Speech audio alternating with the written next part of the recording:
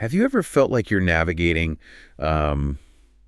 like a hidden maze, constantly battling something, maybe even when there's no obvious enemy right there in front of you? Yeah, absolutely. Maybe it's those subtle politics at work, trying to get a project approved or perhaps managing a tricky family dynamic. Or even just feeling completely swamped by like this never-ending stream of information we all face. Exactly. And it can start to feel like these aren't just everyday annoyances, are they? They feel more like actual battlefields, demanding a level of strategy we rarely apply. That's so true. We often operate under this kind of illusion of peace, don't we? But, beneath the surface, competition is actually fiercer than ever. Hmm. People operate really indirectly, often masking their true intentions. And that makes it incredibly difficult to figure out who's genuinely supporting you?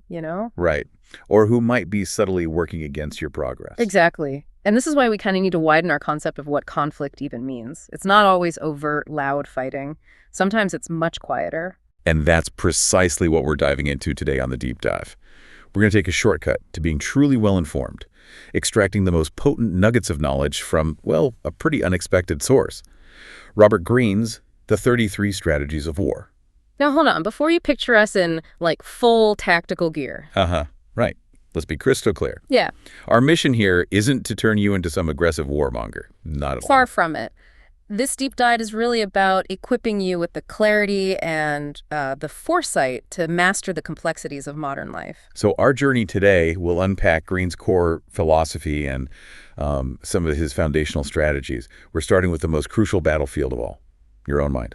And from there, we'll explore how to, orchestrate groups for success, how to master defensive maneuvers, launch effective offensives. And even navigate the murky waters of unconventional, kind of subtle warfare. It's a really fascinating look at how these seemingly brutal military concepts can offer profound insights. Insights into psychological self-mastery, effective leadership, the art of influence. All while, ironically, helping you maintain an outward appearance of peace. It's quite the paradox. It really is. So think about it. What subtle battles are you fighting, or maybe avoiding, in your own life right now?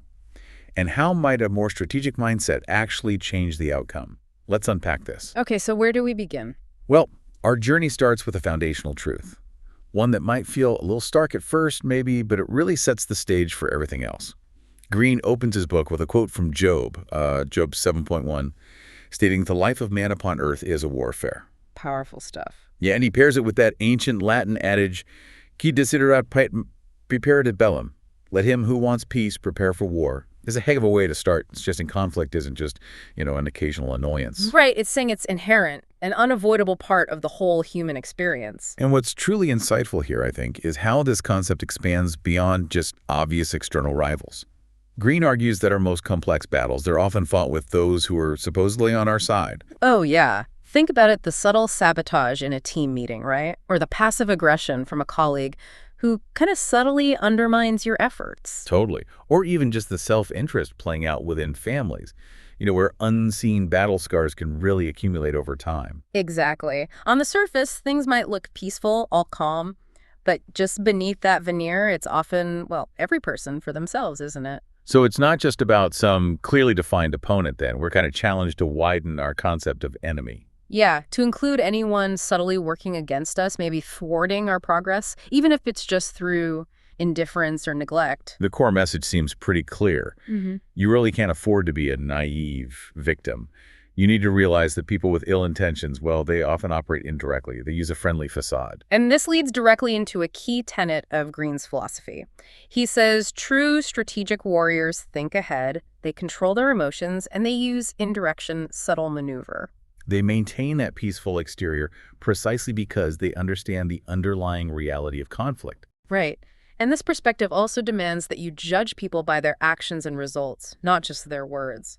As the source wisely points out, people will say anything. Look at what they have done. Deeds do not lie. Actions.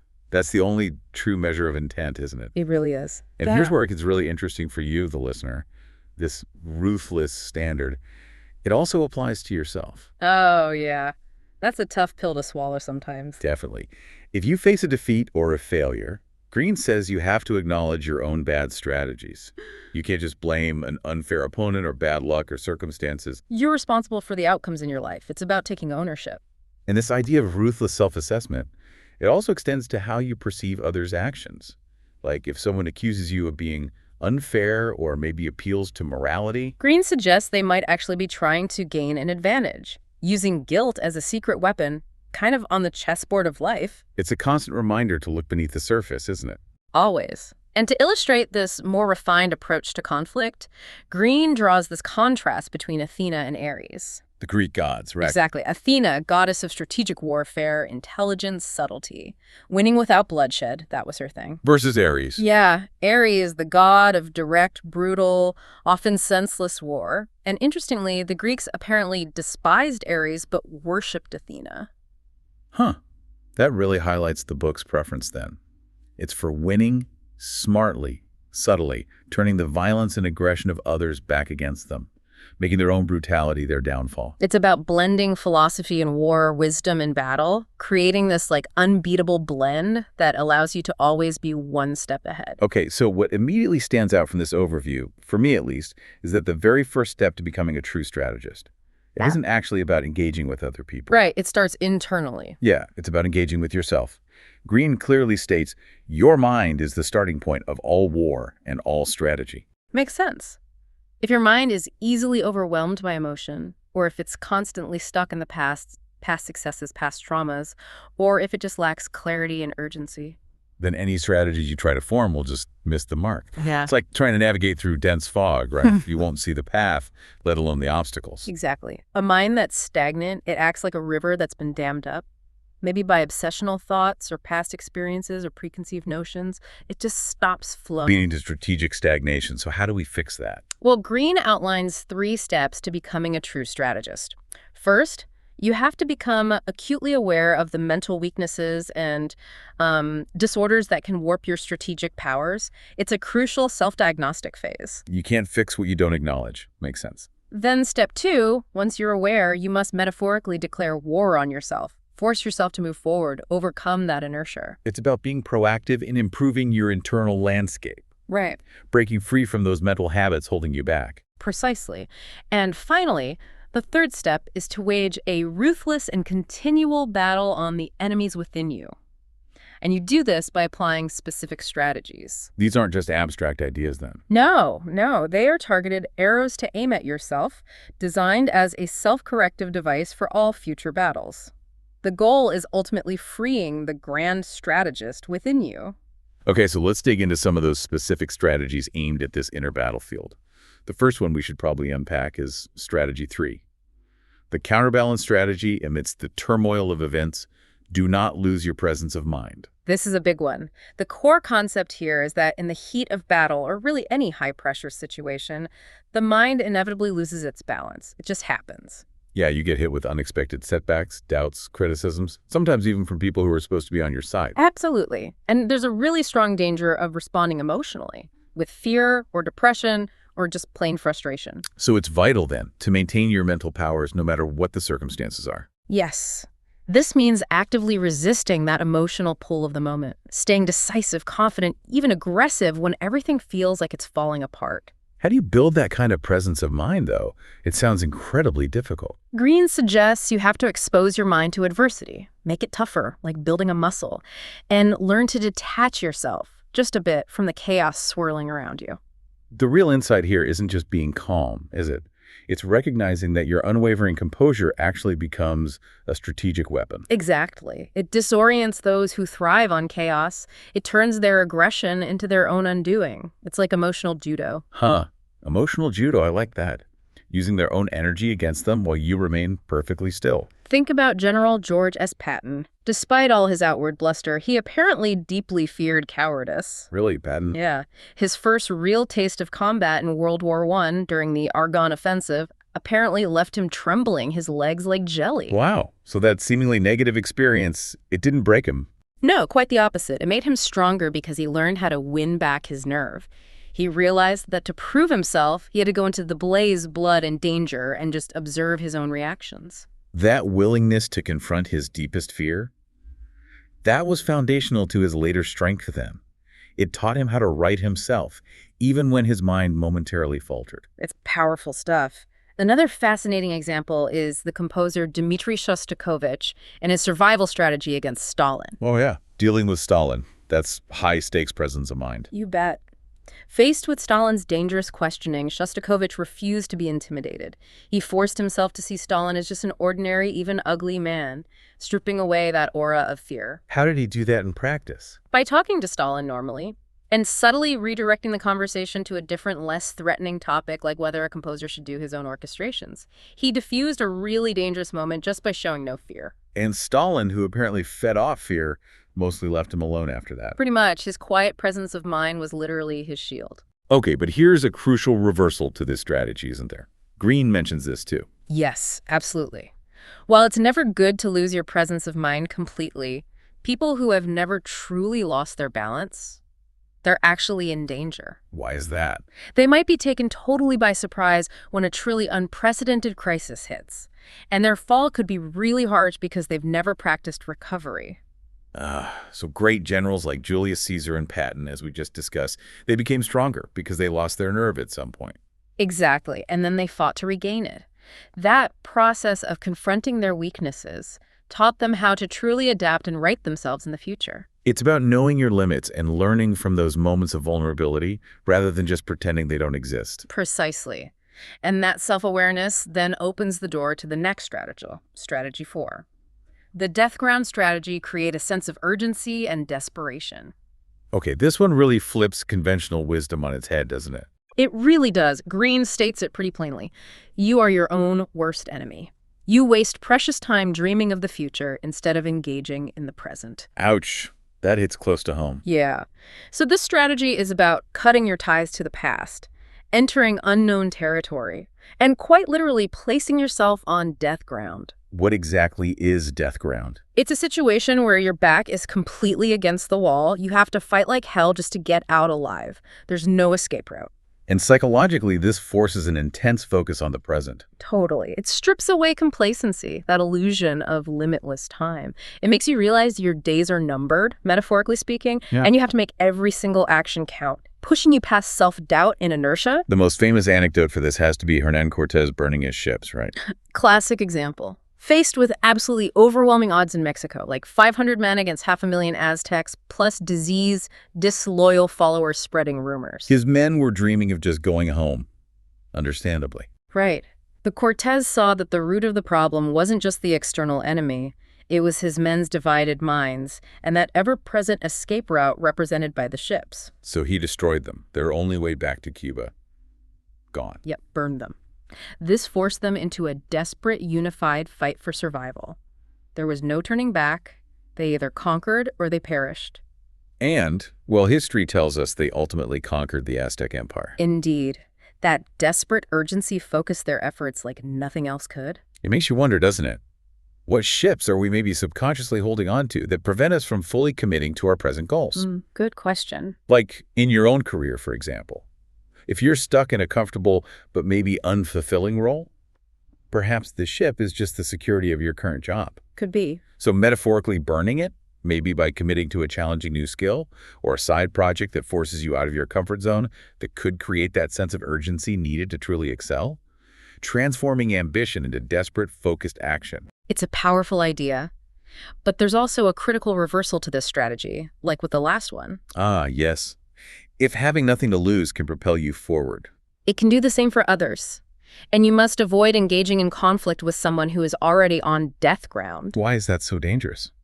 These might be people living in terrible conditions, or maybe they're just suicidal in their approach. Either way, they are desperate. And desperate people will risk everything in a fight because they literally have nothing left to lose. They have a huge advantage because they've already been, in a sense, defeated by circumstances. Exactly. You, on the other hand, likely have something to lose: your reputation, your resources, whatever. The advice is clear. Recognize their desperation and just leave them alone. Don't engage. Got it.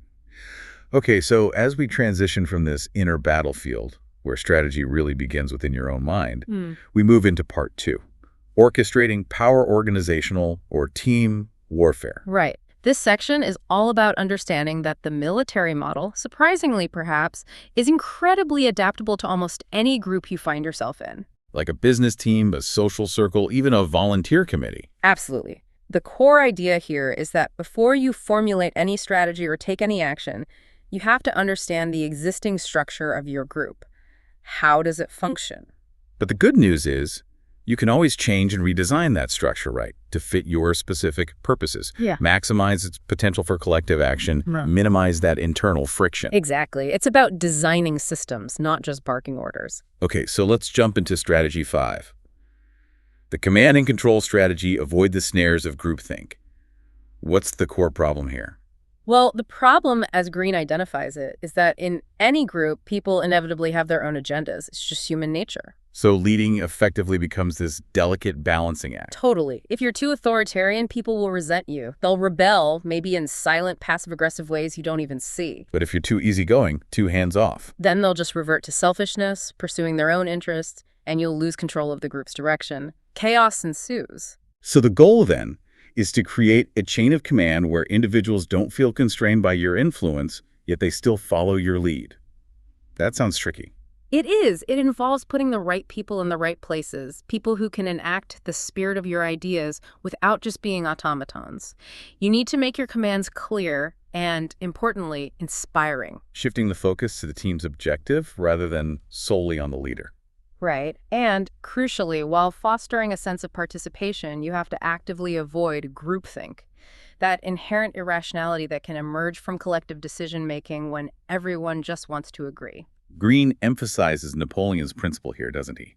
In war, it is not men, but the man that counts. Yes, that unity of command is vital. It's all about maintaining that unity while appearing fair, even if you never truly relinquish ultimate control. The example of General Hamilton at Gallipoli really drives this home. His gentlemanly style. Yeah, led him to give vague orders to his subordinate, Stopford. He wanted to avoid offending him. So Hamilton wanted the troops to seize the strategic Teke Tepe hills as soon as possible.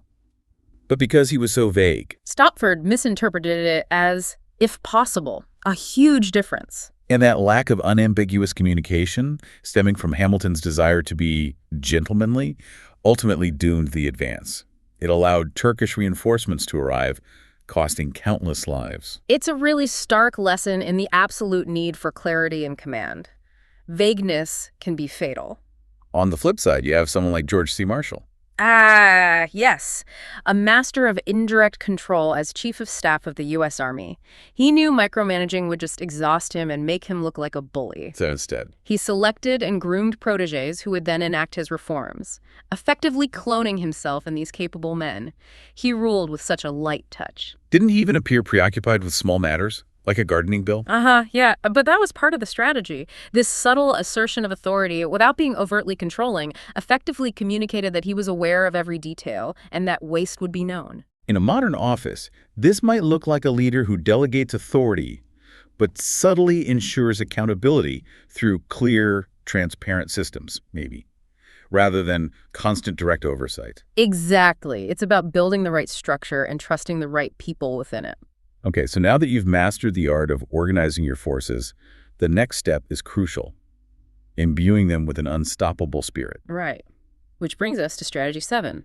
Transform your war into a crusade morale strategies. The core concept here seems to be that to truly motivate people, to maintain their morale, especially over the long haul, you have to get them to think less about themselves. And more about the group. The collective, yes. This means involving them in a larger cause, a kind of crusade often framed against a hated enemy or obstacle. You tie their very survival and success to the group's success. And the source highlights that things like praise, rewards, punishments, even big rah-rah speeches, they often fail if they come too late, or if they only appeal to individual self-interest. People are cynical, aren't they? They'll see right through superficial attempts at motivation. Totally. The secret is making them feel part of something bigger than themselves right from the start. Appealing to their ideals, their collective identity. Lyndon Johnson, even before his presidency, apparently built this army of acolytes. Yeah, it's a fascinating story. As a young congressman running against incredible odds, he called in dozens of young men and women he had helped or hired over the years, his foot soldiers. And had campaigned relentlessly for him. Absolutely. Fueled by this desire to please him and advance his causes, it led to an upset victory. His ability to cultivate and leverage such devoted, tireless followers was foundational to his later career. It shows how long-term investment in people can lead to powerful, motivated support, far beyond what simple rewards could achieve.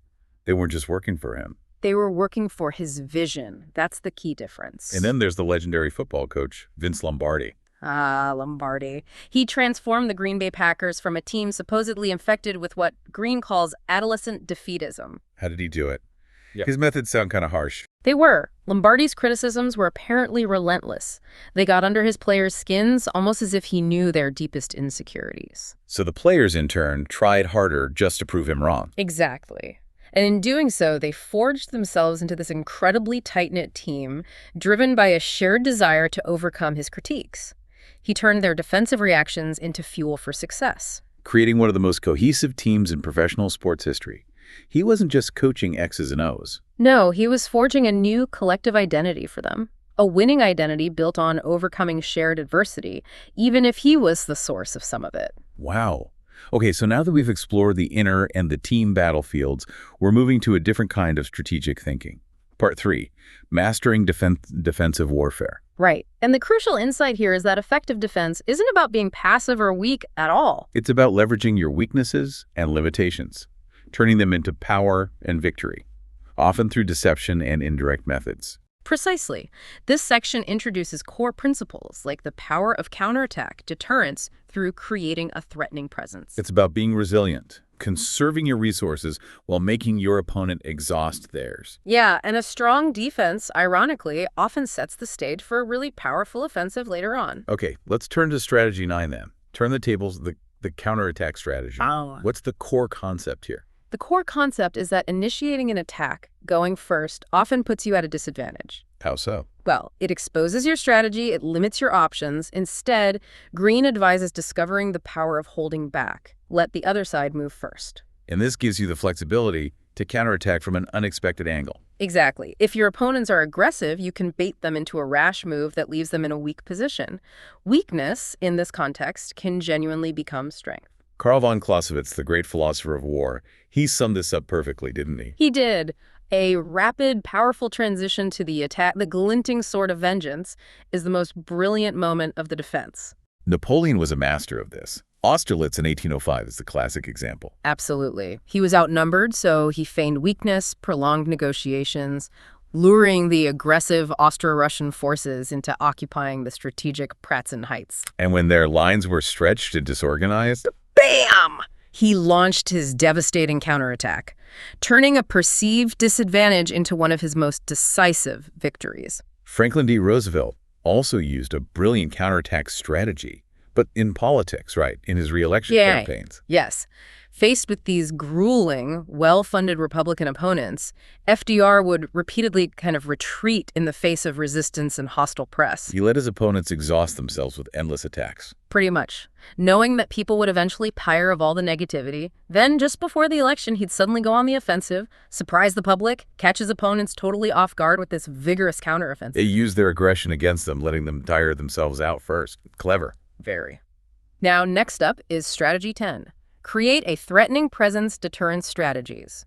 The best defense is preventing the attack from happening at all. That's the idea.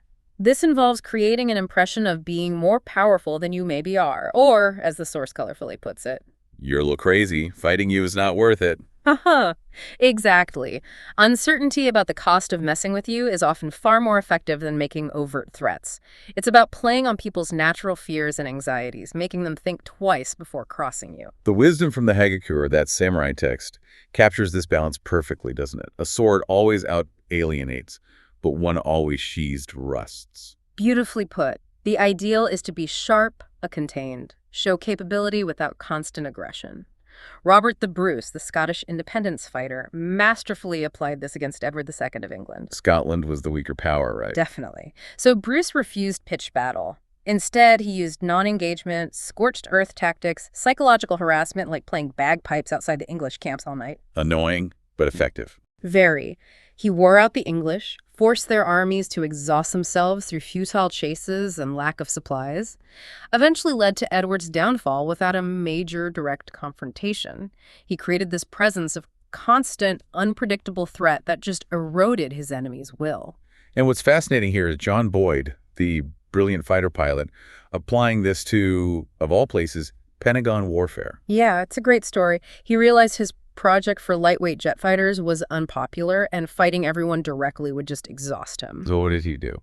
He used his intimidating personality, apparently smoked foul cigars, used verbal abuse, these knife-twisting tactics, to basically deter opposition within the Pentagon bureaucracy. He created a reputation as someone to be avoided at all costs. Pretty much. And by doing that, he gained the wide berth he needed to push through his revolutionary designs. He basically scared people into getting out of his way without ever resorting to, physical conflict. Incredible.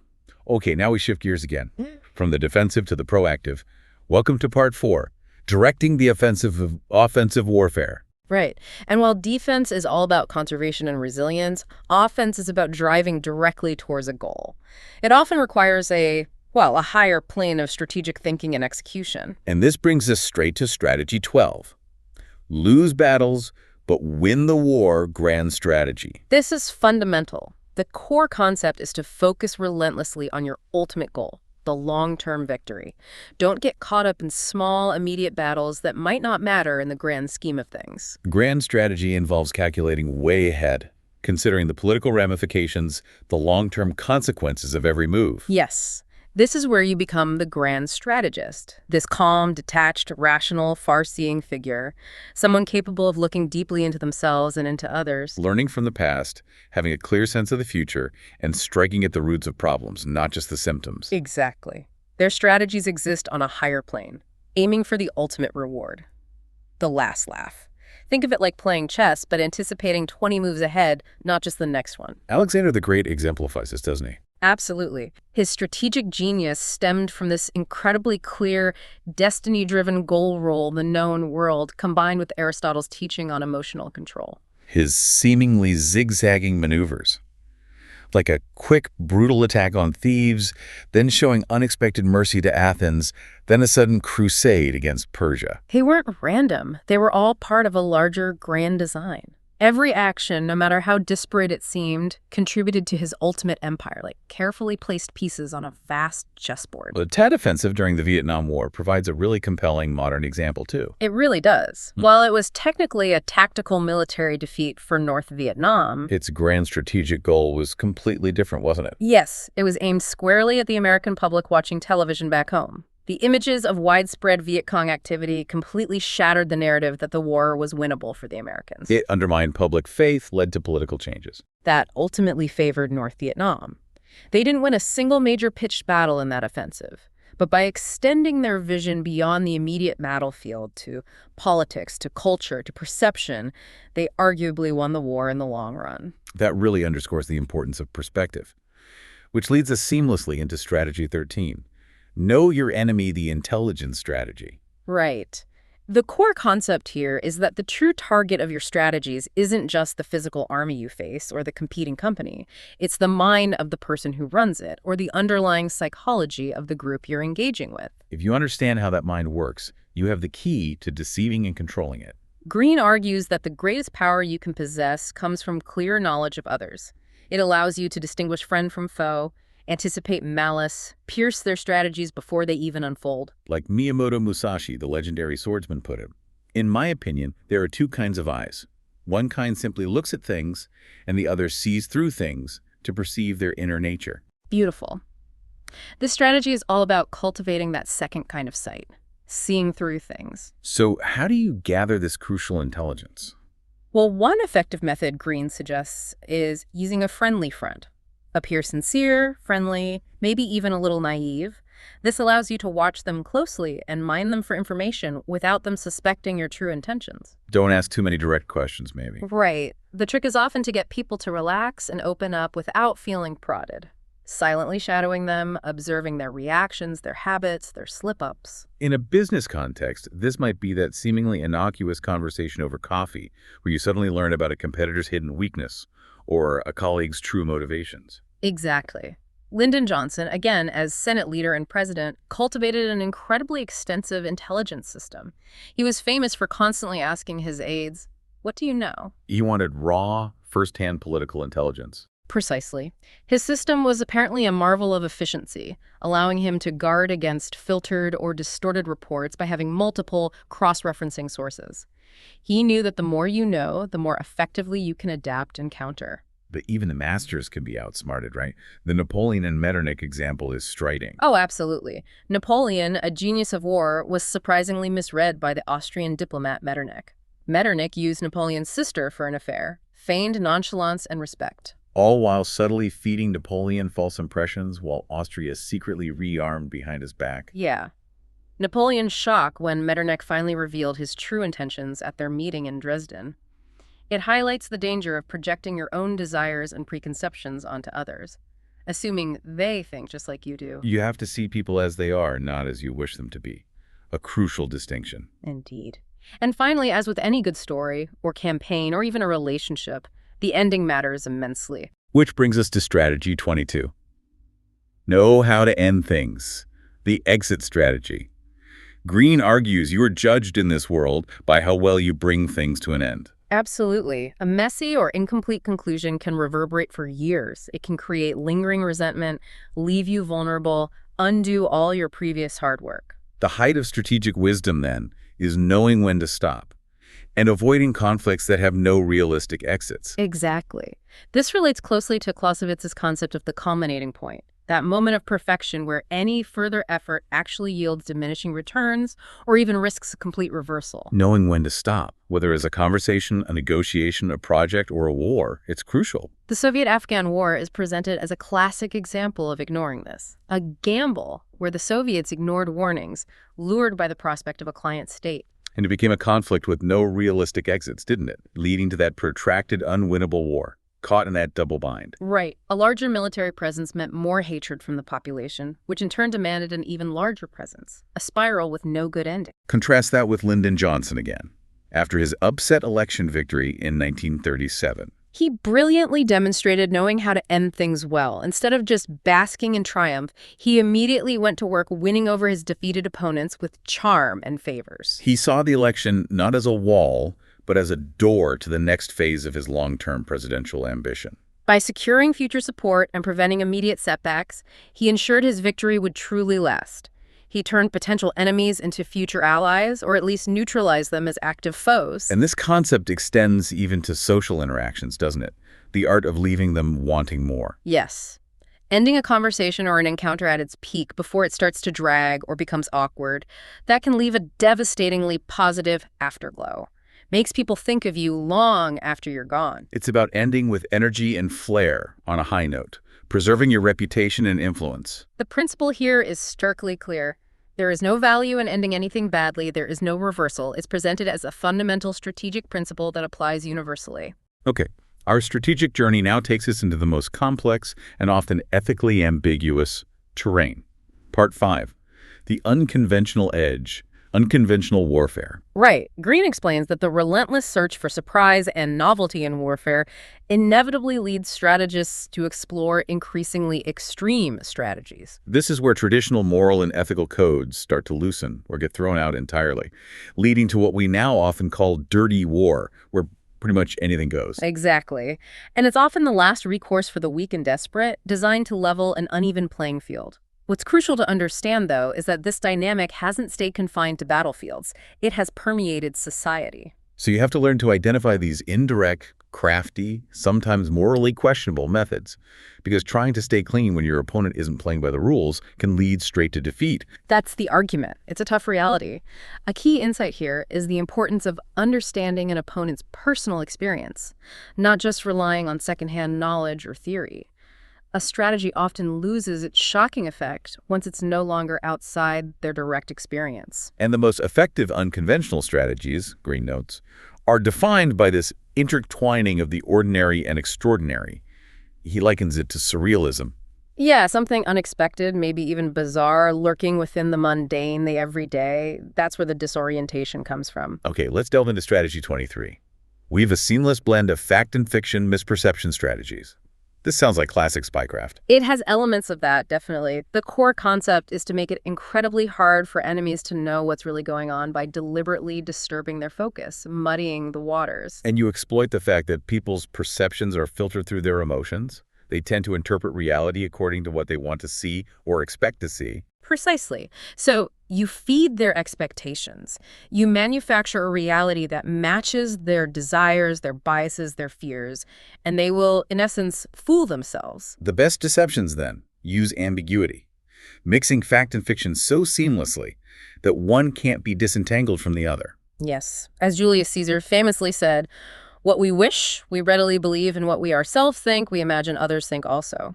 If you can control people's perceptions of reality, you effectively control them. Operation Fortitude, the huge deception effort leading up to the D-Day landings in Normandy, is a brilliant, large-scale case of this. Absolutely textbook. The Allies knew Hitler was suspicious and actually expected deception. They also knew his preconceived notions. He thought the main landing would be elsewhere, maybe the Balkans first, then definitely the Pas de Calais. So they set his expectations. Exactly. With dummy armies, inflatable tanks, fake radio traffic, double agents feeding misinformation, they manufactured a reality that perfectly matched his desires and expectations. Leading him to divert crucial troops away from Normandy, weakening the real defenses there. They made him make critical mistakes based on a fiction they created just for him. Masterful deception. Now let's look at strategy 28. Give your rivals enough rope to hang themselves, the one-upmanship strategy. This one feels very relevant to office politics, maybe social circles too. Life's greatest dangers often come not from obvious external enemies, but from supposed friends or colleagues. Who pretend to work for the common cause while secretly scheming to sabotage you. Yes, the goal here is subtle. Defeat them while maintaining an appearance of civility and innocence. So you work to instill doubts and insecurities in these rivals, get them to overthink, act defensively. Right. You bait them with subtle challenges, maybe things that get under their skin, trigger those overreactions, those embarrassing mistakes. The ultimate victory is to isolate them, let their own self-destructive tendencies make them fall. Leaving you looking blameless and clean. Wow. It relies on the idea that people's outward personalities often hide weaknesses or uncontrollable emotions. If you can subtly touch that scar tissue, the social mask falls, revealing arrogance, defensiveness, maybe paranoia. The story of the Abbé de Camaratan and the Bishop of Noyon is a hilarious, almost theatrical example of this. It really is. The abbé wrote this speech that perfectly mimicked the pompous bishop's style. He even let the bishop himself add more flowery, over-the-top language to it. And at the inauguration, the abbé delivered this parody speech, which completely captivated the audience, probably because it was so subtly mocking. But the bishop, totally intoxicated by the applause, thought it was genuine praise. He humiliated himself through his own vanity. And the abbé remained blameless and clean, having simply let the bishop's ego be his own undoing. Diabolical. Or think about Lee Atwater, the political strategist, again. His exploitation of Robert Dole's temper during the 1988 presidential campaign. He knew Dole was hypersensitive about attacks on his wife, Liddy. Exactly. So by subtly provoking him on that specific point, Atwater induced Dole's famous public outburst on live television. It made Dole look unsportsmanlike, kind of unpresidential. Leading to what Green calls electoral suicide. All while Atwater could plausibly deny any malicious intent, he just asked a question. Precisely. It's a chilling example of using an opponent's known emotional weaknesses against them strategically. Okay, this leads us toward the end, to strategy 30. Penetrate their minds' communication strategies. This reframes communication itself as a form of warfare. Yes, with the resistant and defensive minds of the people you want to influence as the battlefield. The goal isn't just to talk. It's to advance, to penetrate their defenses, and literally occupy their minds with your ideas. Anything less is just ineffective, maybe even self-indulgent talk. So you learn to infiltrate your ideas behind enemy lines, so to speak, sending messages through little details, luring people into coming to the conclusions you desire. And making them think they've gotten there all by themselves. That's key. As Zen Master Mumen wisely warned, clinging too tightly to the literal meaning of words is like trying to strike the moon with a stick. It misses the point. The error of literalness can be your downfall in communication. Alfred Hitchcock, the filmmaker, is presented as someone who deeply understood this. He mistrusted direct language. Yeah, apparently his childhood experience of being briefly locked in a police cell taught him a lesson. To teach people a lesson, to really alter their behavior, you must alter their experience. Words weren't enough. So on set, instead of yelling, he might smash a light bulb or throw a teacup just to regain focus, create an experience. Apparently so. And in his films, he used powerful visual images, mirrors for doubleness, ski tracks for parallel lines to communicate themes much more effectively, more deeply than just dialogue could. He aimed at the audience's emotions, injected unforgettable images, penetrating their minds indirectly. Socrates, the great philosopher, also used an indirect approach, didn't he? He avoided direct pronouncements. Right.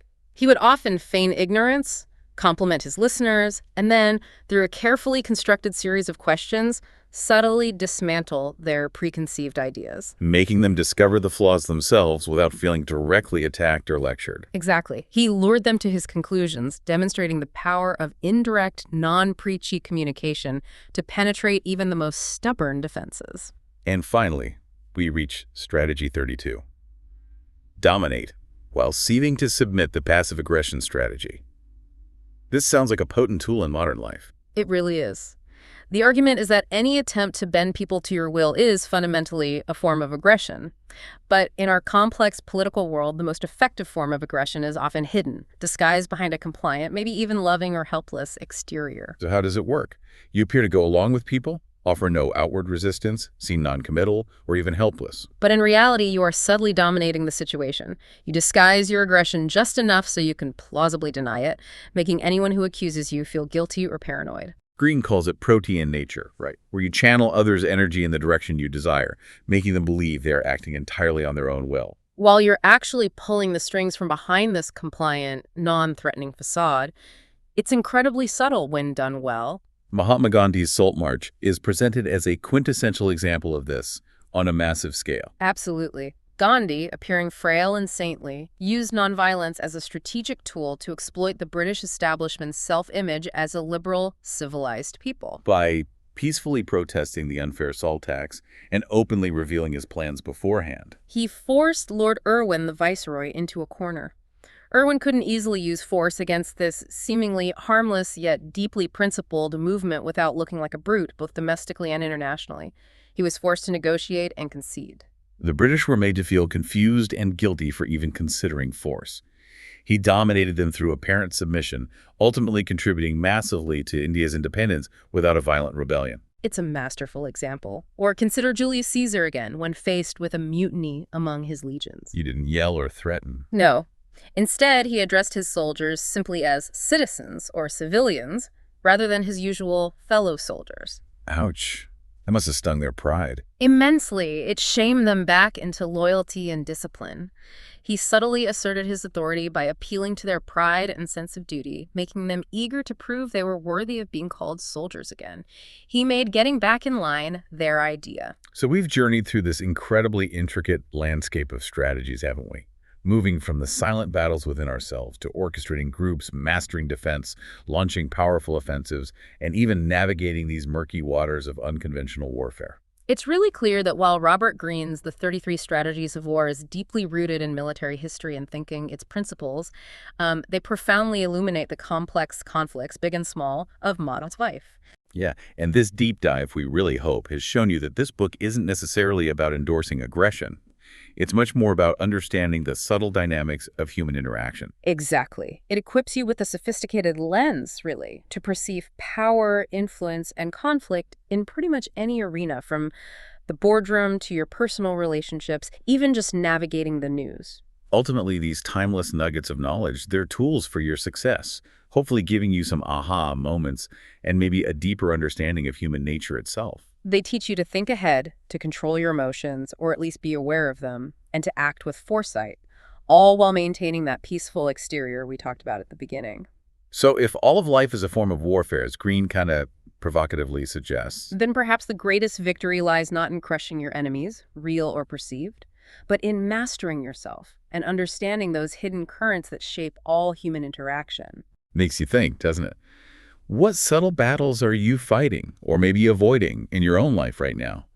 And how might a strategic mindset, one that maybe embraces the wisdom of Athena rather than the fury of Ares, actually change the outcome? It's definitely something to ponder. Consider how you might apply some of these insights. Maybe just start observing the strategic maneuvers happening around you. Yeah, and approach your own challenges with maybe a little more intelligence and subtlety. See what happens.